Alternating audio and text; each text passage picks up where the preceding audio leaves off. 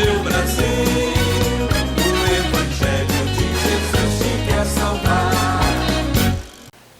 Gente, olha o que está escrito aí em Juízes, capítulo meia dúzia, versículo meia dúzia. Diz assim: assim Israel empobreceu muito pela presença de quem? Dos midianitas. Então os filhos de Israel clamaram a quem? Ao Senhor.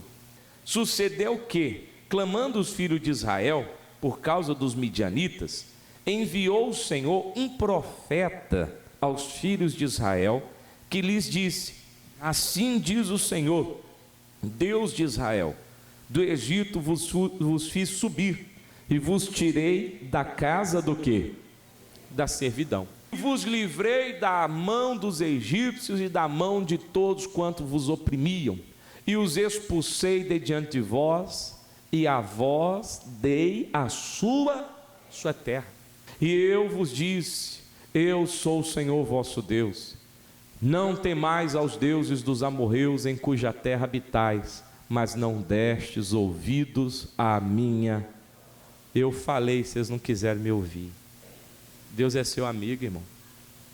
Ele te ama, Ele quer te ajudar, mas a pessoa não quer ouvir. É você, meu irmão, que ainda não firmou na presença dEle. Está tomando aí as pancadas, né? Mas Ele avisou. Você que estava desviado, Ele avisou: não saia. Você saiu. Olha quanto você sofreu nas garras do maligno. E vai sofrer mais quanto tempo? Por que não volta logo? Ele avisou. Você não foi desavisado. Você não foi sem saber. Ele te passou a sabedoria. Ele lhe fez entender. E você mesmo assim desprezou. Nós não podemos desprezar a palavra de Deus. Temos que continuar dando valor que é de Deus. Continuar temendo, servindo ao Senhor. Então o profeta alertou, né? Falou assim: pois é, eu avisei para vocês não temerem, e vocês não deram ouvidos. Versículo 11: então o anjo do Senhor veio e assentou-se debaixo do carvalho que está em Ofra, que pertencia a Joás, a Abzerita. E Gideão, seu filho, estava malhando o trigo no lagar, para o salvar de quem? Dos midianitas. Então o anjo do Senhor lhe apareceu e lhe disse: o Senhor é contigo, varão valoroso. Ele falou assim: o Senhor é conosco, porque tudo isso nos sobreveio, e que é feito de todas as suas maravilhas que nossos pais nos contaram, dizendo: não nos fez o Senhor subir do Egito? Porém agora o Senhor nos desamparou e nos deu na mão de quem? Os midianitas. Então o Senhor olhou para ele e disse: vai nesta tua força e livrarás a Israel da mão de quem? Dos midianitas. Porventura não te enviei eu? Quer dizer, pega essa revolta e concentra ela para o outro lado, porque a revolta de Gideão estava contra Deus. Deus falou: vai nessa tua força, vai nessa tua revolta, e você vai livrar o povo das mãos dos inimigos, porque eu estou te enviando. Diga glória a Deus. Aí o Gideão começou a dar desculpa. Aqui, versículo 15. E ele lhe disse: ai, Senhor meu, com que livrarei a Israel? Eis que a minha família é a mais pobre em Manassés, e eu o menor aonde? Na casa de meu pai. Quer dizer, o Gideão se enxergava como o pior de todos, mas Deus ia usar ele. E às vezes, irmão, o demônio faz você se enxergar como o pior. Nem você acredita em você. Você precisa parar com isso. Acreditar em você e no Deus que está contigo. Você vai conseguir. Diga glória a Deus. Então Gideão, ele não estava confiando em si mesmo, ele falou assim: não, mas eu não tenho capacidade. Versículo 16: e o Senhor lhe disse: porquanto eu hei de ser contigo, tu ferirás os midianitas como se fosse um só homem. E ele lhe disse: se agora tem achado graça aos teus olhos, dai-me um sinal de que és o que fala comigo.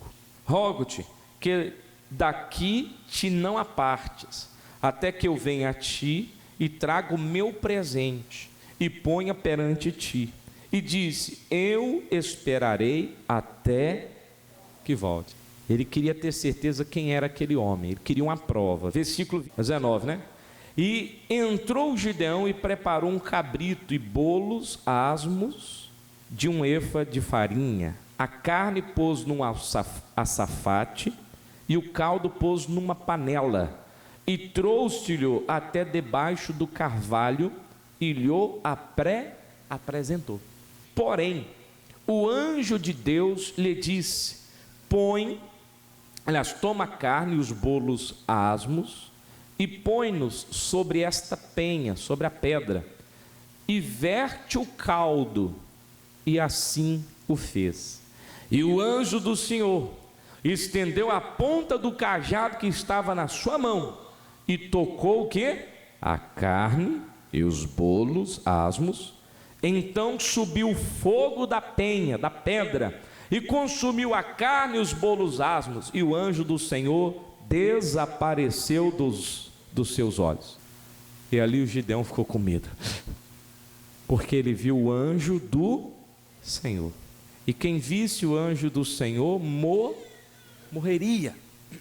Ele ficou com medo: agora eu vou morrer. Quer dizer, o negócio estava ruim, piorou. Agora é morte.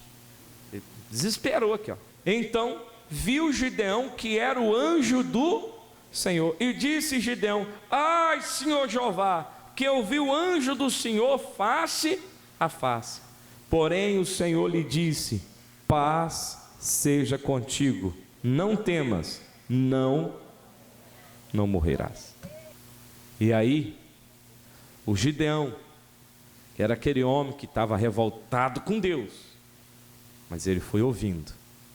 E olha como é que é importante você estar na igreja ouvindo a palavra de Deus.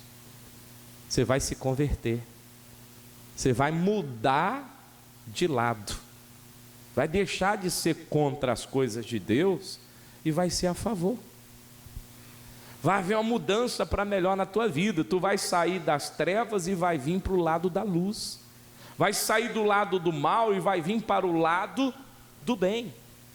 Agora, essa conversão vai vir pela pregação da palavra. É você ouvindo, conhecendo a verdade. Aí você vai se libertando. Conhecereis a verdade vos... E você vai ficar tão leve, tão bem.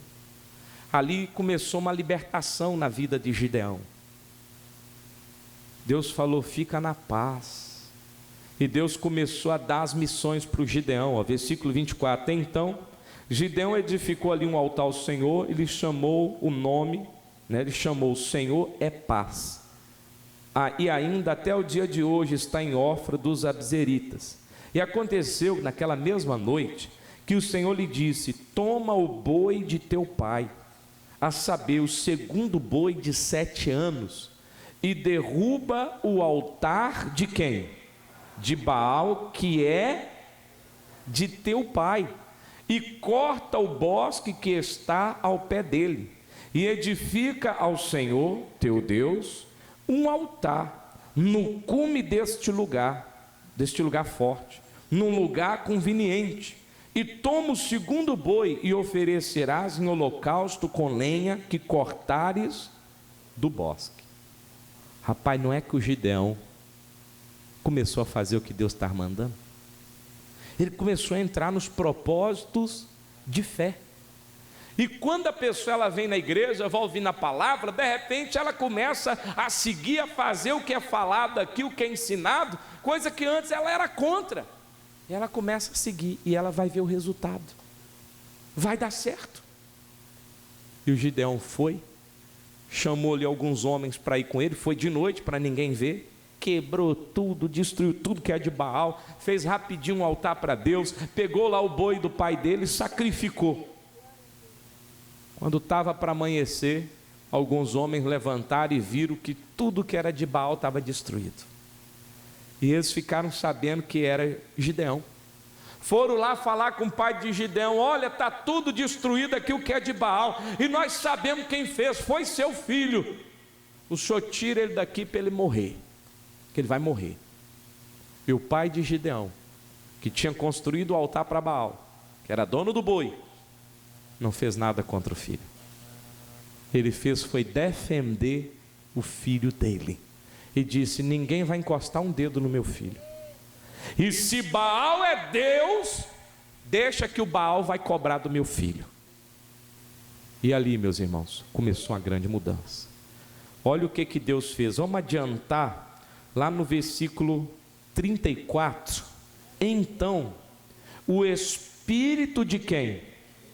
Do Senhor revestiu a Gideão, o qual tocou a buzina, e os abzeritas se ajuntaram